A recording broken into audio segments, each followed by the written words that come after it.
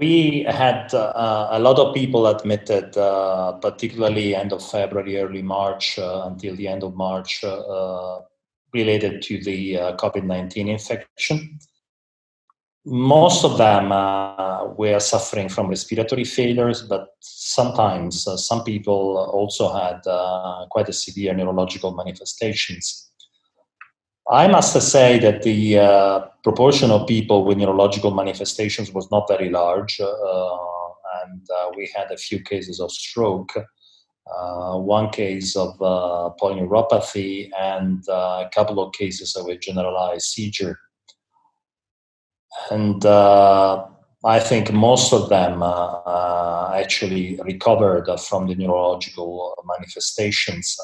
It was a bit different for people who had previous neurological manifestations who were infected with the virus, particularly people with myasthenia. They had respiratory problems. And also we had a couple of people with Parkinson who suffered in one case, unfortunately, quite a lot due to the viral exposure. While in terms of people with multiple sclerosis, we were more concerned, and actually they were encouraged to stay home and then refrain from getting exposed to the virus.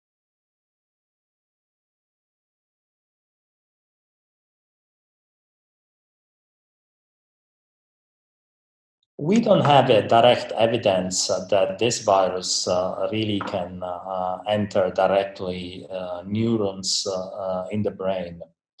I've been searching this quite extensively to understand some of the clinical manifestations of our patients. I must admit that there is no evidence that neurons or astrocytes express ACE2 receptors in their membranes. So possibly most of the neurological manifestations are mediated by the binding of the virus to the ACE2 receptors in the brain capillaries or blood vessels in the brain. And we know that there is a renin-angiotensin CNS system with broad expression of ACE2 receptors in various brain regions, but still always in the blood system.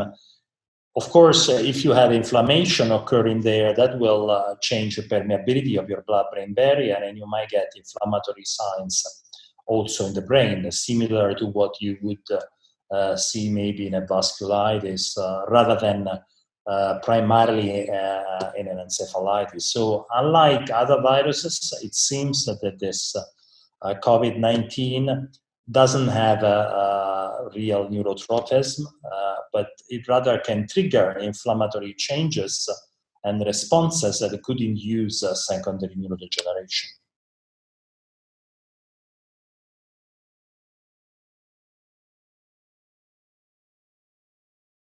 I think you need to be aware that depending on the viral load, some people might have quite rapid aggravation of the neurological conditions. And we have had, for instance, actually a physician, a cardiologist, who in April was one of the last severe cases we had, and he had been visiting in the hospital a patient who turned out to be COVID positive with a pulmonary infection and respiratory problems.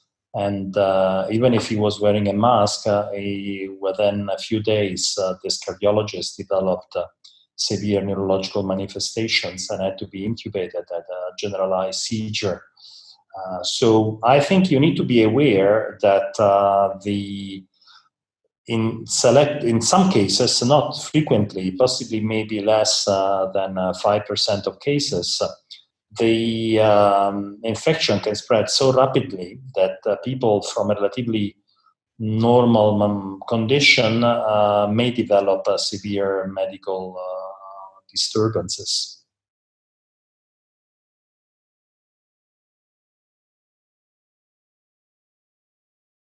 So one is maybe that in some of these cases, changes in smell and taste have been reported early, maybe 1 or 2 days before the inflammatory response was fully starting.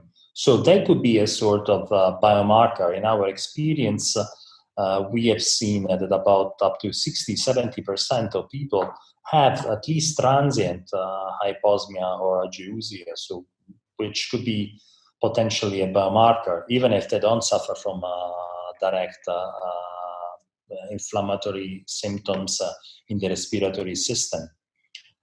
And also, I think we have learned to use more extensively telemedicine and to keep in touch with chronic patients remotely. I think this has been a great lesson that we have been debating with our national health system for many years about the opportunity to increase this telemedicine visits. And the good news is that after this viral infection and pandemic, they have decided to reimburse this, to reimburse a number of also tools to monitor patients remotely about their mobility, the way they're breathing, the heart monitoring, and to do this concomitantly with the medical visits, not requiring people with severe disability to travel to the hospital, which is, I think, it's a big advantage.